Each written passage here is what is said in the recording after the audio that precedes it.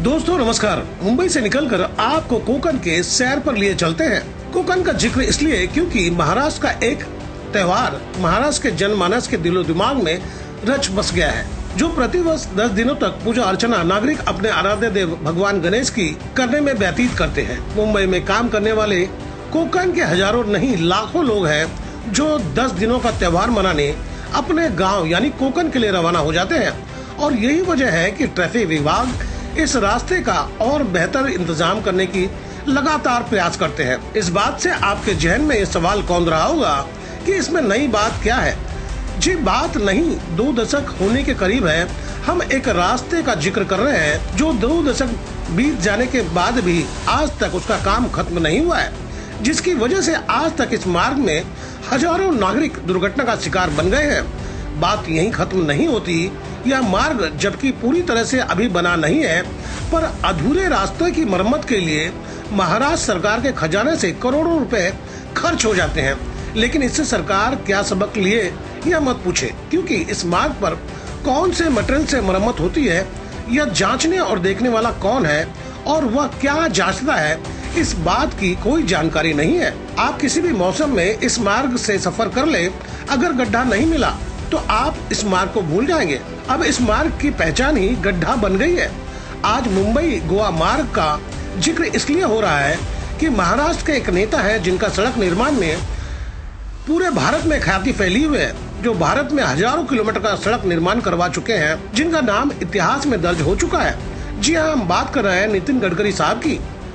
पूरे भारत में उनके काम का डंका बज रहा है, पर महाराष्ट्र कोकण के नागरिक यह सोचकर परेशान है कि महाराष्ट्र की जनता की क्या चूक हो गई कि उन्हें काल के गाल में जाने के लिए विवश कर दिया गया है। उनकी क्यों परीक्षा ली जा रही है? इस सवाल का जवाब 2 दशक होने को आए पर सही और पक्का खबर आज तक कोई नहीं दे पाया। यह अलग बात है कि इस मार्ग का नाम भी इतिहास में दर्ज हो चुका है 2 वजहों से। एक तो यह मार्ग हजारों की बलि लिए है, साथ ही चांद की धरती का नजारा इसी मार्ग पर देखने को मिलता है। मैंने सुना है कि डॉक्टर अपना इलाज नहीं कर पाते और टेलर अपना कपड़ा खुद नहीं सीता। गडकरी साहब महाराष्ट्र के मुंबई गोवा मार्ग का काम पूरा नहीं हो पा रहा है, इसकी वजह यही तो नहीं, यह शोध का विषय है। पर रास्ते के गड्ढे की वजह से अब नागरिक सरकार से 2-2 हाथ करने पर उतारू हो गए हैं। उनका कहना है या तो बुनियादी सुविधा दो या हमारी जिंदगी छीन लो, जो बेहतर लगे वो फैसला ले लो, हमें कोई शिकवा नहीं, कोई गिला नहीं। यह वजह है कि मुंबई गोवा मार्ग को व्यवस्थित और मुकम्मल बनाए जाने को लेकर जनता आमरण उपोषण पर बैठ गए हैं। सुने आमरण उपोषण पर बैठे हुए सामाजिक कार्यकर्ता ने क्या बताए, यह सड़क आज तक क्यों अधूरा है। पालकमंत्र्यांनी आम्हाला शब्द दिलेला होता की आम्ही आज तुमची भेट घेऊ। आमची एवढीच इच्छा होती की मागण्या आता आम्ही मुख्यमंत्री साहेब आले की आम्ही इथून मागण्याचं मान्य होत नाही, तोपर्यंत आम्ही इथून उठणार नाही।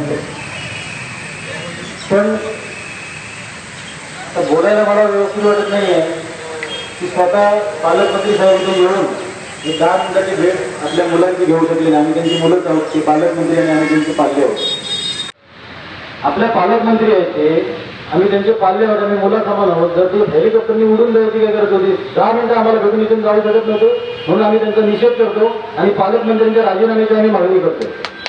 आणि संपूर्ण आमच्या अगदी रायगड जिल्ह्यापासून रत्नागिरी सिंधुदुर्ग सगळे कार्यकर्ते आमचे पेटून उठलेले, कारण हा आमचा नाही, स्वतःचा अपमान तुम्ही करून घेतलेला। तुम्ही शब्द दिलेला आम्ही तुम्हाला दिलेला का?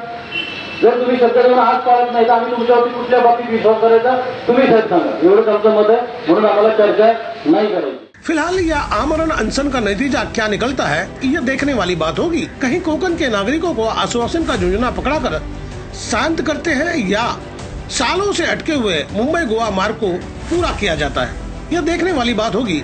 गणपति उत्सव पर आप कोकण के दौरे पर जा रहे हैं तो अपने वाहन को सावधानी और होश पूर्वक चलाएं, क्योंकि यही वो मार्ग है जहां दुर्घटना काल बनकर इंसान का इंतजार करती है। मेरी बातें आपको हकीकत नहीं लग रही होगी, लोगों को भी अब डेमो देखने की आदत पड़ चुकी है।